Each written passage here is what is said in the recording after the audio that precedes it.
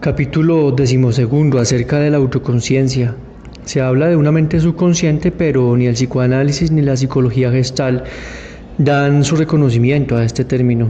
Sin embargo, podemos encontrar una situación en que puede permitirse el término subconsciente, cuando emociones e impulsos pugnan por salir a la luz, pero su expresión adecuada se ve obstaculizada.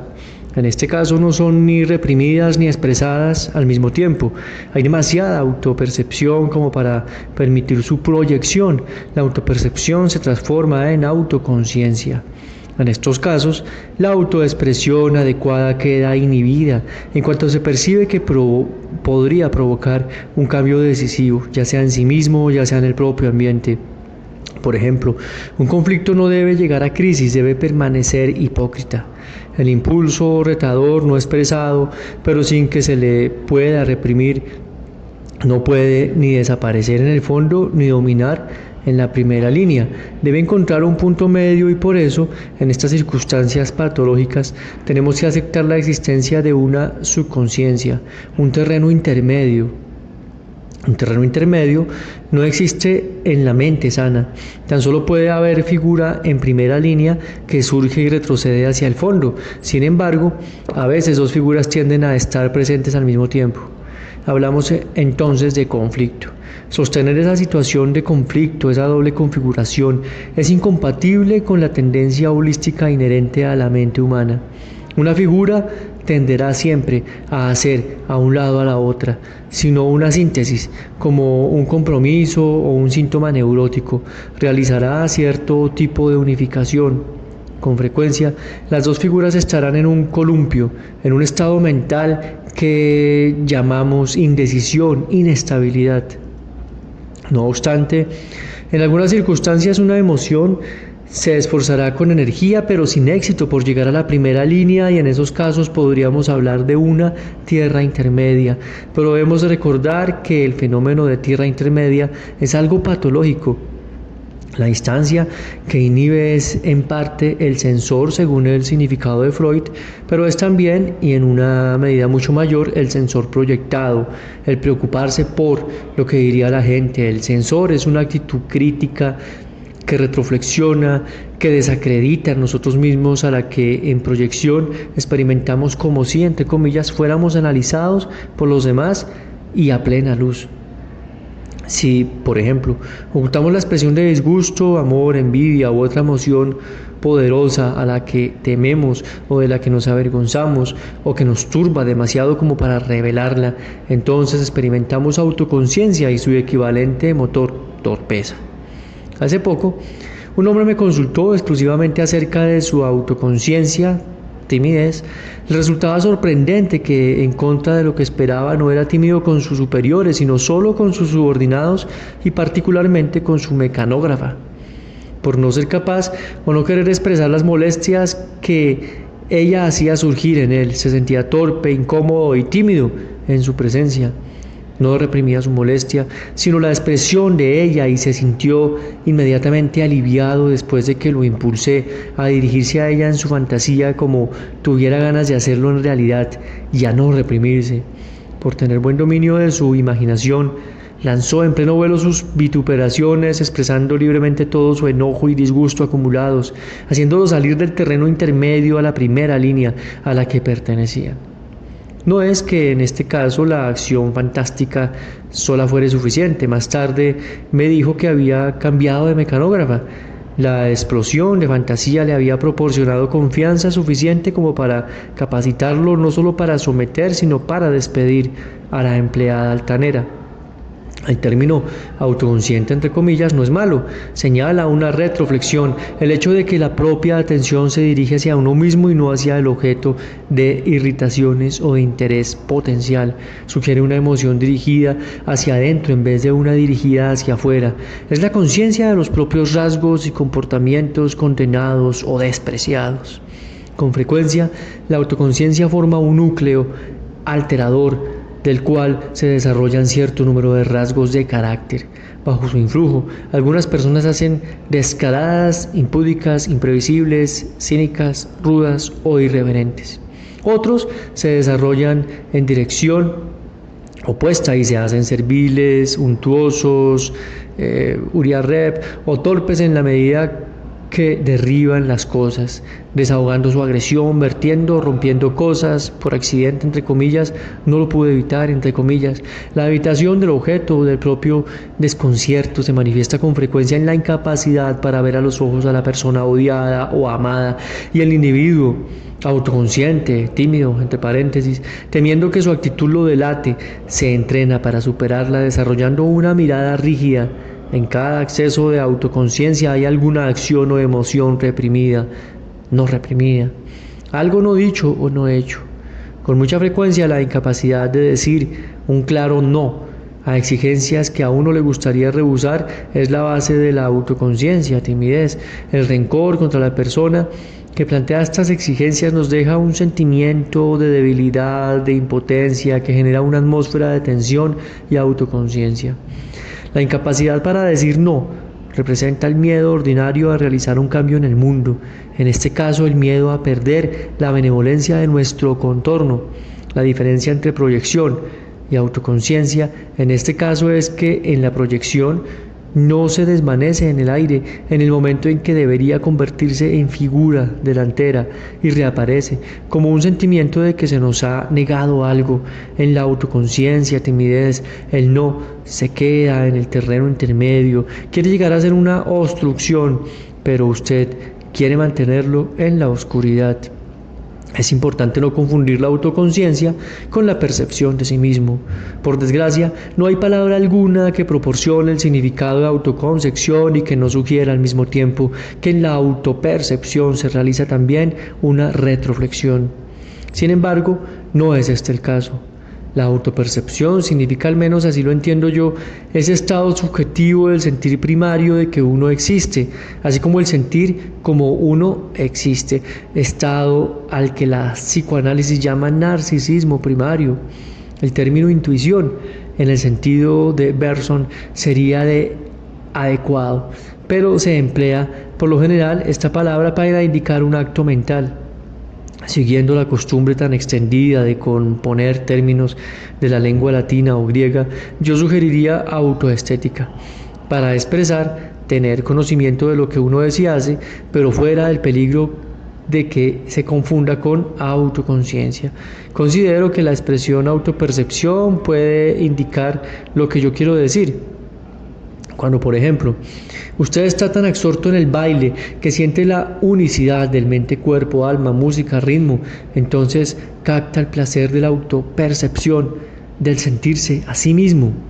Pero podría darse una perturbación que le impidiera seguir el ritmo de la música, o su cuerpo y su mente podrían no ir al paso, o su compañero podría no armonizar con usted.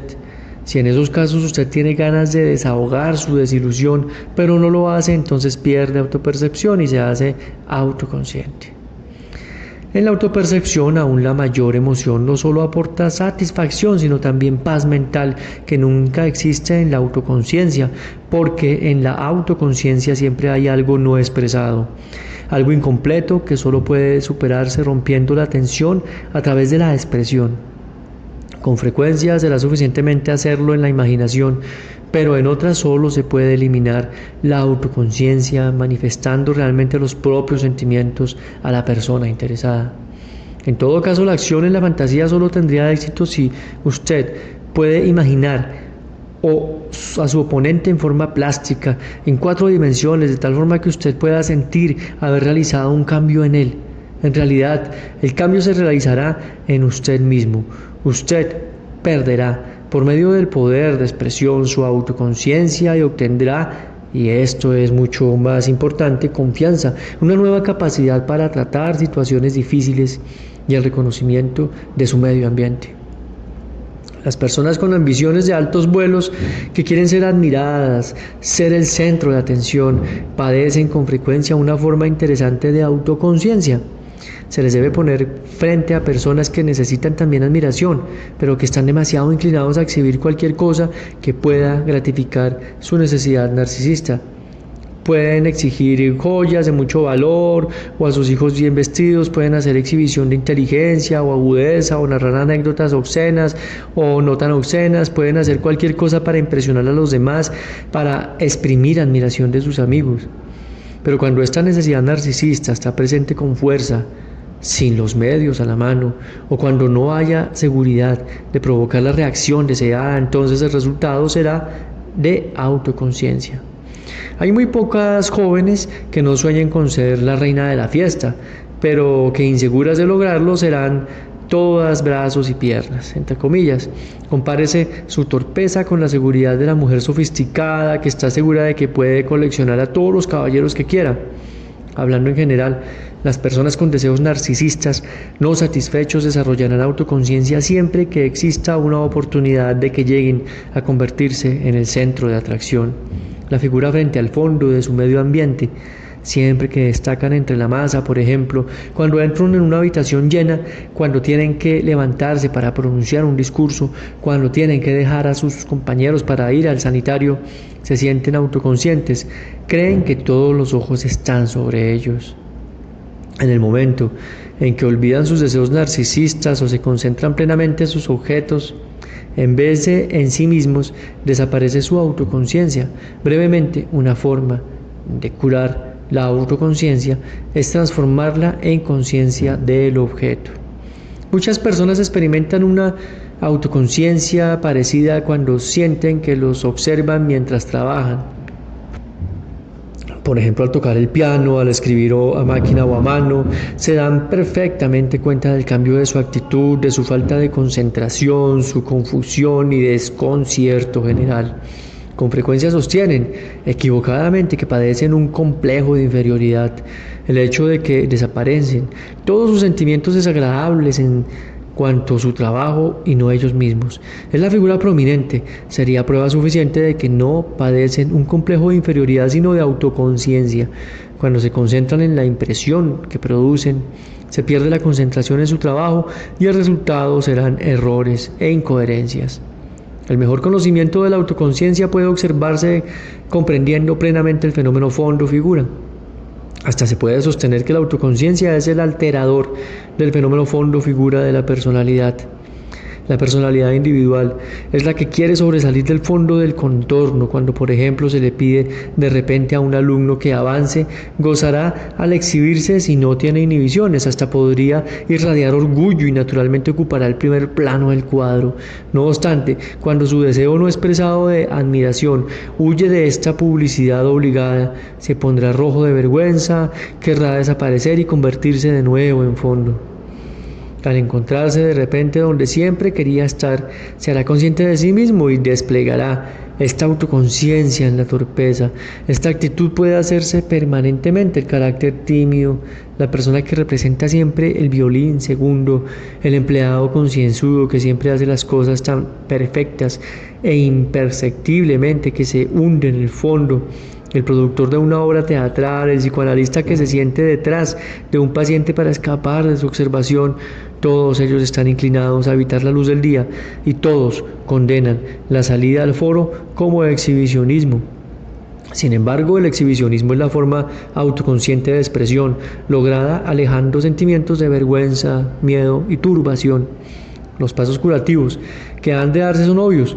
No solo debe usted tomar plena conciencia de las emociones, intereses e impulsos que está ocultando, sino que también debe expresarlos con palabras, arte o acción.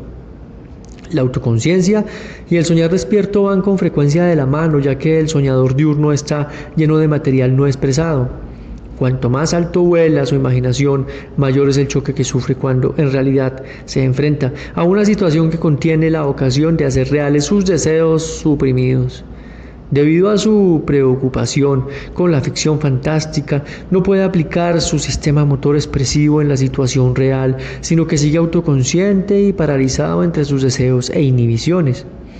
El valor de la concepción de campo resulta en particular evidente en el ataque terapéutico de la autoconciencia.